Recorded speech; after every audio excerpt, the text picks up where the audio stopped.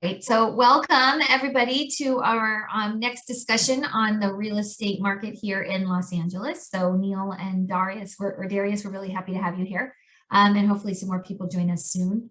I'm Samantha Shue with Movement Mortgage. I'm a top loan officer here and have been doing it since 2001. I own my own single family home, and my two favorite things are my kids and Belgian waffles, which I plan to have this weekend. And Shannon, you? Hi, I'm Shannon Shue. I'm a real estate agent and investor living in Los Angeles and investing in mostly California. I graduated to the top 100 agents in Keller Williams, and they have over 45,000 agents in the company.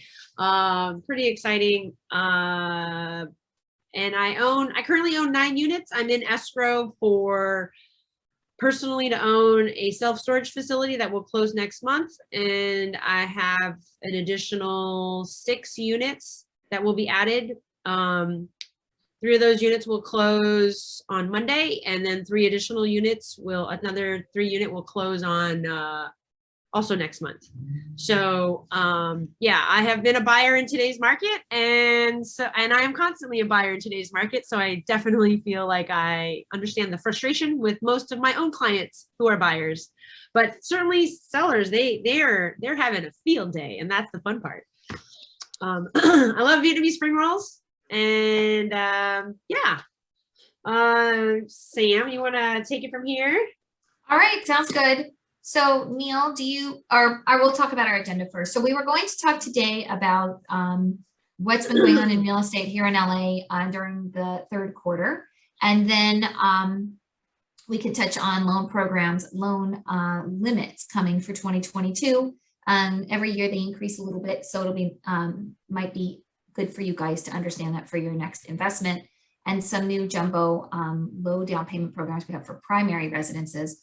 So I'm not sure how that would apply to your investments here for those on the call, but we can always talk about it or touch on it. So Neil, I'm not sure you and Darius know each other, so do you want to introduce yourself? Yeah, I know Darius. Oh, okay, great. I think he's like a contractor, was it, Darius? I'm Neil. I'm retired, and I'm just basically coming in to see what the market is doing right now. I've seen a lot of odd things happening up in this market. I'm up in Northern California right now. Fantastic. Darius, would you like to introduce yourself? And Mindy's joining us right now. She's somehow the link didn't come through. Darius, do you want to introduce yourself?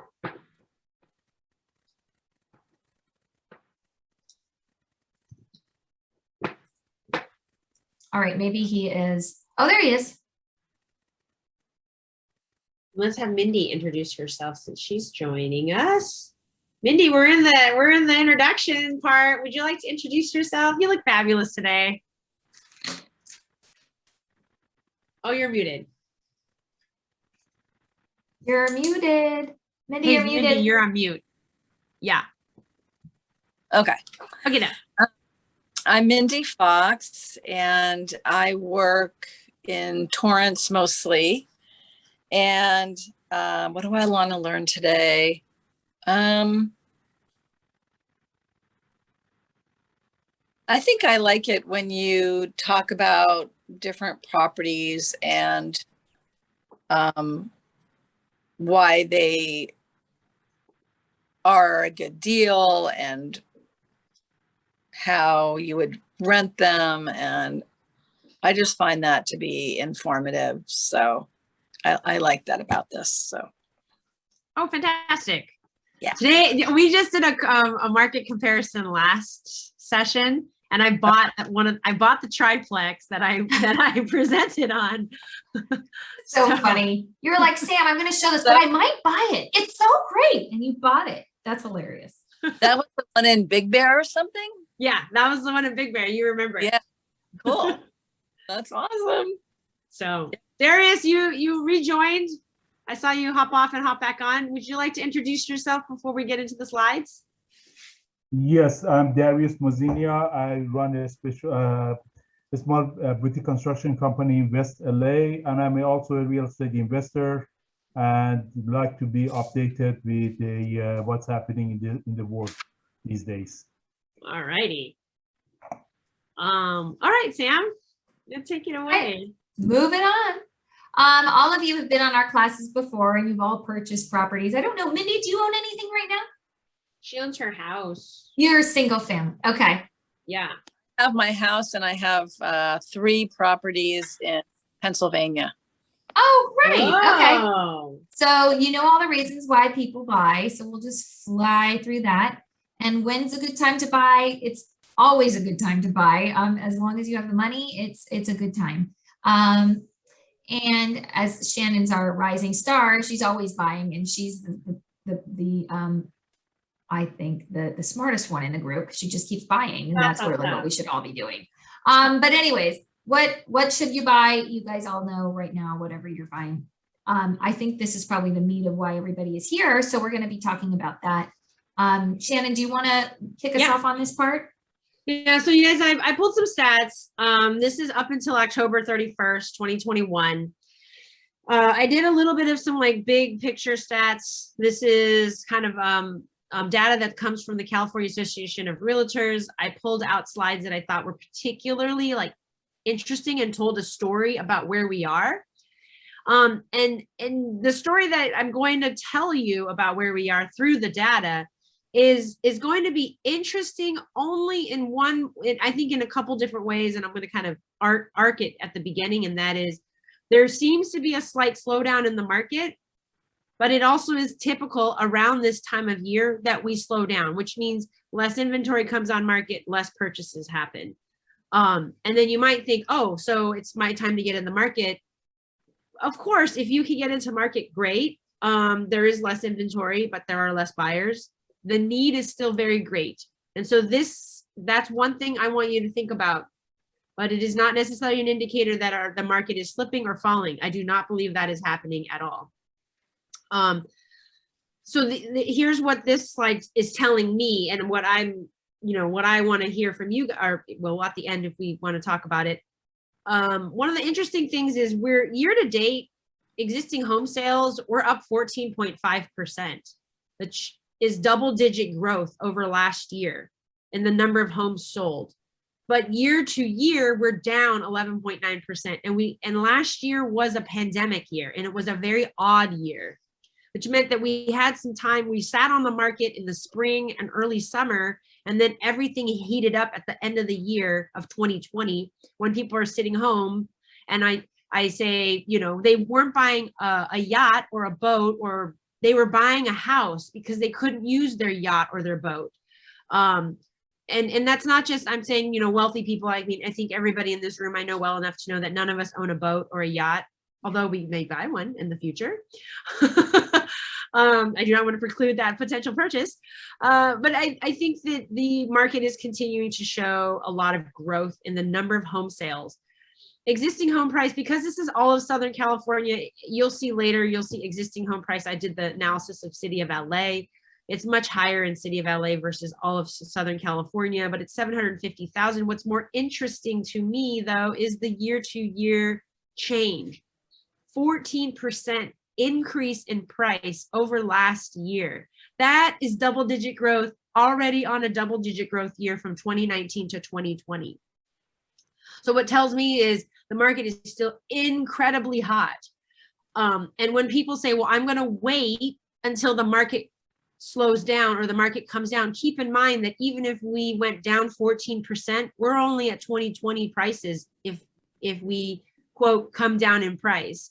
And then we come down another 12 to 13%, then we're at 2019 prices. So how many of these big jumps down do we actually anticipate happening? I do think the market will slow down. I just don't see a 30% drop in the market to go to 2019 numbers, right? So just keep that in mind for perspective. That's something you could buy for $1 million today that you hope for 30% drop in market to get into, quote, 2019 prices would have been $700,000. I think when you hear the number, like $1 million purchase today, you think you buy for 700,000. I don't know if maybe your intuition, without knowing any other numbers, tells you that seems less likely to have that level of drop in the market. Yes, we can experience a drop, but I don't believe it's going to be 30% in 1 year. We'd be lucky to do it 30% in 2 years. I actually think that we're going to be looking at much smaller drops in the market as we shift out of a pandemic and out of the many ways that we've tried to stop the bleeding in terms of unemployment, a lot of PPP money, a lot of SBA money, a lot of tax breaks, a lot of tax incentives. So most interesting thing about this slide I'm going to say also is we only have 1.8 months of inventory currently, and we have never seen a balanced market since the recovery, which is 6 months of inventory is considered a balanced market. It means there's enough homes to sell to the number of buyers in the market. With only 1.8 months of inventory, it means that most buyers, more than 2/3 of them aren't getting a home, and 1/3 of them will find a home and the other 2/3 they give up, or they wait, or they say maybe not now. So that's disappointing. Median days on market is 11 days. That is very fast. It's a very fast moving market. It sells in 11 days. Sales price to list price ratio, we're above 100%. So that is an average. Many people overprice their home and still end up selling it, but the average is still above. Sam, can you press A little above list, yeah. Little above, just a little, but the fact that we've usually always been under list is like a big deal. Next slide. Yeah. So here's the slight dip that I was mentioning. And I think it's slight. It says 11.9% when you see September, May to 2021 to September 2021, we saw a peak, just a ridiculous peak. And then you can see this slight slowing as we are going into the fall to winter. When you look at the historical data across the board, like this goes from January 2010, when we were in an absolute real estate free fall, that, you know, we have not ever experienced, except, you know, too much more than like maybe May 2020, which is right after the pandemic. And then we peaked. So it's as if it almost evened itself out from May to May. But that we haven't seen so many highs and lows in such a short period of time, that more or less January 2010 through January 2020, which is about 10 years, right before this drop because of the pandemic, it has been more or less stabilized. I mean, it's all relative stabilization. We see the peaks and valleys, but we haven't experienced such high peaks and high valleys, or low valleys, excuse me. So keep that in mind. Is it suggesting that we're in for another valley? I would say we are in for a slight shift, but you'll see another slide later to kind of give you an idea of what that shift might be accounted for. It's not necessarily because foreclosures and short sales are flooding the market. In fact, I don't believe they're flooding the market at all. Samantha, you mean like next one? You got it. Awesome. So we currently in the state of California have the lowest level of inventory possible. Really? Only in California? Wow. But it Yeah. is across the nation. It just so happens that we're the lowest. Yeah. Well, against other states, this is only in California, but in terms of California, compared to California in the past, we are, yeah, from January 2005 to now, we've never had such low inventory, ever, period. So if that gives you any sense of why I don't think a crash is on the way, or that a crash is possible, I think instead, I never use the word crash. People like to say, is the market going to crash? Is the market going to fall out, bottom out? I don't believe it will, but I do believe it will flatten, and then it will take a slight dip. But as soon as the dip happens, immediately we'll go right back up again, because our city is a wealthy city. We have a lot of people with a lot of money waiting to spend it on real estate. I think all of you here have money that you could spend on real estate on the drop of a hat. So keep that in mind, that if we're at the lowest inventory, that if you see a deal and you want to eke out just a little bit lower price on it, there's probably another buyer out there is like, nah, I don't need the extra 25K off. I'll pay what you want for it. Right. And then get into requests for repairs and like, nah, I'll give you 3,000 for all the repairs. If you don't want it, I'll put it back on market. Someone else will buy it. And for the most part, someone else will buy it. There isn't enough inventory to go around. So keep that in mind. We are at the lowest levels of inventory. Wow. Yeah, I know, right? I saw this slide and I was like, lowest ever. So depressing, 2005? right? Yeah, it's discouraging as a buyer to feel that. But I always say, if you stay committed, you will buy something. And I am a perfect example of that. So Nuts. Yeah. Nuts. Okay. All right, moving on. So new listings. So when we want to see more listings come on market. This is across the board. It's all mostly in residential. This doesn't account for does not count for commercial. So commercial is would be a whole different market analysis. This is just following the usual seasonal trends. Usually as we go into the winter, we have a lower amount of inventory available because people don't want to put their home on the market and sell it during the holidays. They'd rather wait, come back on the market in late January, February, and then say, okay, I'm back at it. Let's get this house sold. So I don't see anything weird here, which I often say though, best time to buy is late fall, winter, when it's the holidays, because you're only dealing with sellers that really want to sell, because you wouldn't put your home on the market or you wouldn't put your investment on the market unless you wanted to get out of it. And then two, buyers are they're pretty serious. They're not just kicking the tire like, let's see what I can find during Thanksgiving. It's like, you're not going to be holiday planning. You're instead looking for a property. So keep that in mind. That's what I account for, the slight change in the market, and it's very, very slight.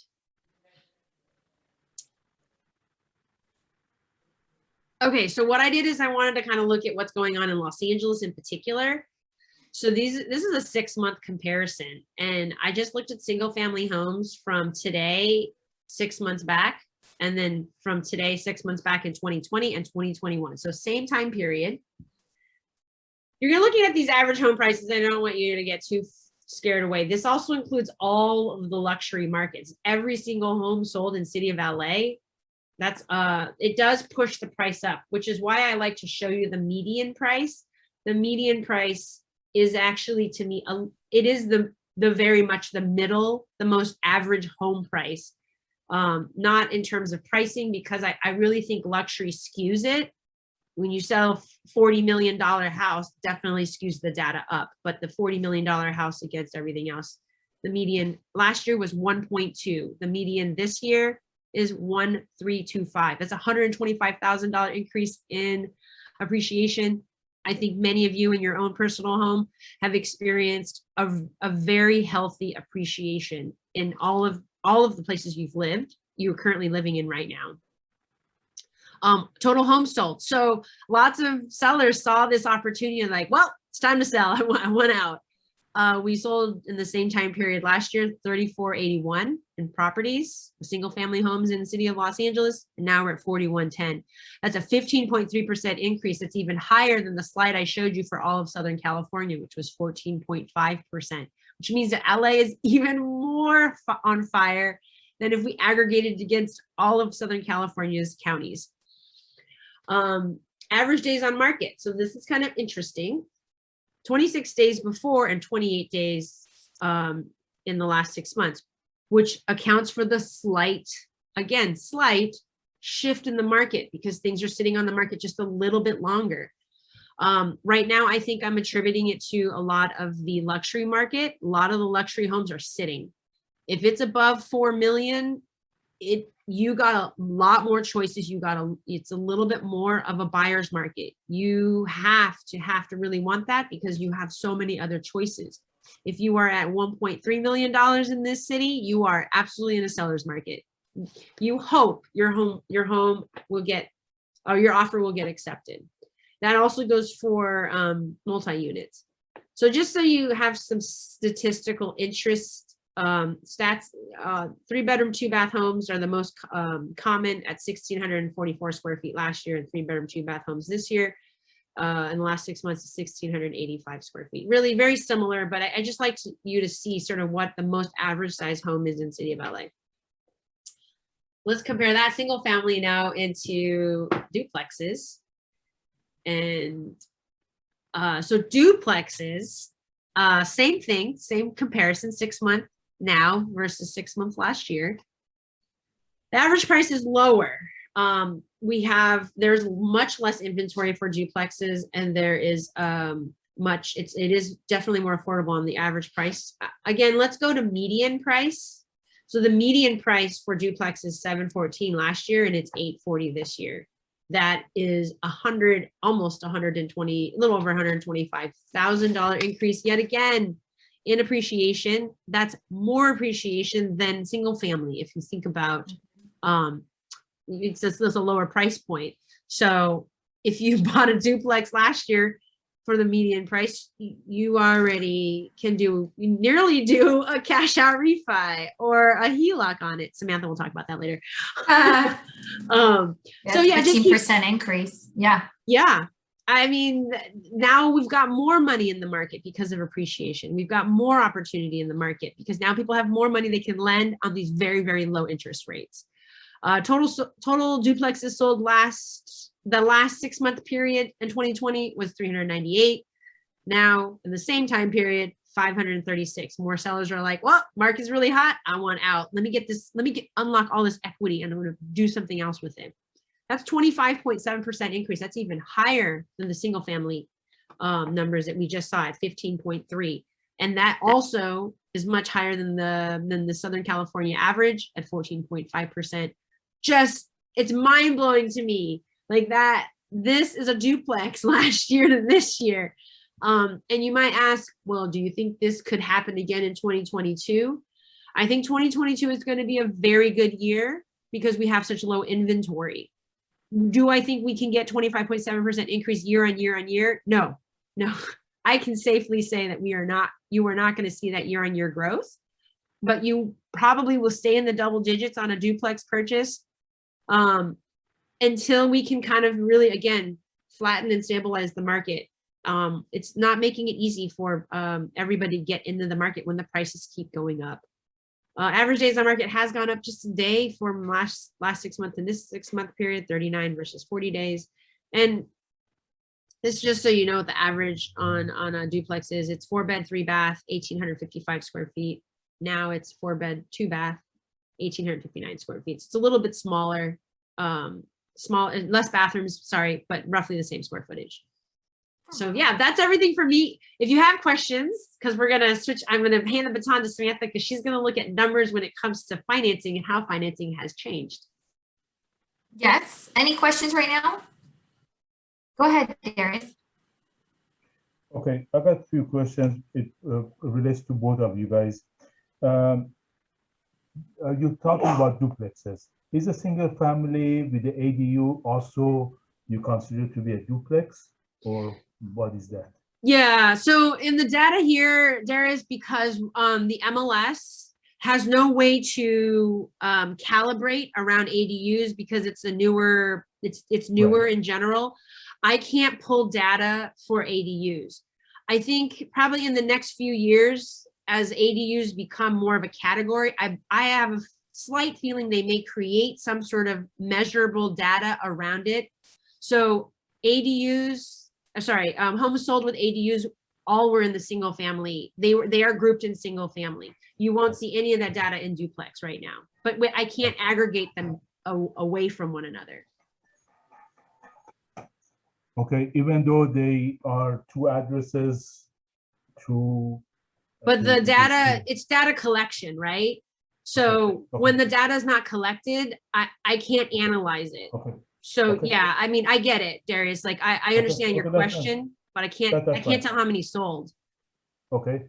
Yeah. Now, two other questions I have is one, when you have a single family, you can rent it, let's say $5,000. Once you have the ADU next to it, does that rent stays the same, or because now you have a duplex, quote unquote, and you have somebody that's within, walking distance, whether that affect their rental income? Yeah. I always calibrate higher, because let's say the single family house, using your example, Darius, I don't have specific numbers, but I have my own home as an example because I have an ADU in the back. Okay. Although I don't get 5,000 for the front of my house, it's a little small. Let's just use 5,000 as a number. If you were to get about 5,000 for the front, then you start renting it back, it becomes more like a duplex, and then you're sharing space. You do get less. So maybe the front house would rent for about 4,500, 4,400, about 10, maybe no more than 15% less, but about 10% less easily. But then you get the additional rent from the back, which would make up for it. Yeah. Right. Okay. This question I have is goes to Samantha. Let's say you have a fourplex and you do the ADU. Is it considered to be a fiveplex that you got to go refinance it because it falls in the commercial, or still, how does that fall? Where Fannie and Freddie, who do the standard financing, for conventional loans, do not allow units with an ADU. You will have to go commercial with it. Oh, okay. But you may be kind of stuck in that in between where commercial doesn't really view it as commercial because it's technically still only 4 units. So it just may be difficult for financing overall. I had one this week that I've been working on where a client was trying to buy it was a duplex with a converted garage, but then they went ahead and made the property 9 units. Like each bedroom is its own unit, its own tenant, and we were not able to do that one either. So that's a smart way to do it. People are going to start, either Fannie Mae and Freddie Mac are going to have to start recognizing that we can do these ADUs with units, or there's going to be a new type of financing to get that middle of people that can't go commercial but can't go residential. Okay. All right, thank you. Yeah. Okay, so I wasn't sure who was going to be on the call today, but we could go ahead and still go over this slide. The county loan limit for LA County has just been announced. If you guys are aware, there's 2 different loan sizes for conventional and government loans, but that's the conforming loan limit, which is $625,000. And then there's the high balance limit if you live in a high cost county, which will be $937,000 this coming year for conventional loans. So for those of you who wanted to buy a new investment property on a conventional loan, because jumbo loans are a little more tricky and way more expensive on investment properties, you could go up to a loan size of $937,000 with 25%, or with typically it makes the most sense to do 25% down if you're buying a single family investment property. So that would be about 1.25 purchase price with 25% down and still be able to go conventional, 30-year fixed, all that good stuff. The 625 loan limit I put there is for all the other counties across the United States. Actually, the conforming loan limit was announced for the entire US, and it's going to go up to 625. It was 548 for 2021. So that's a pretty big jump, and that's going to help a lot of first-time home buyers get into the market with the low down, those FHA loans again. But the 2 to 4 unit loan limits haven't been announced yet. Right now, they're about $1,050,000 for 2 units and like 1.1 for 3 and 1.2 or 1.3 for 4. But they'll be coming out soon. So what all this means is that it's going to be easier to go a little bit higher in price, as Shannon talked about, with the prices increasing. The loan limits are increasing as well.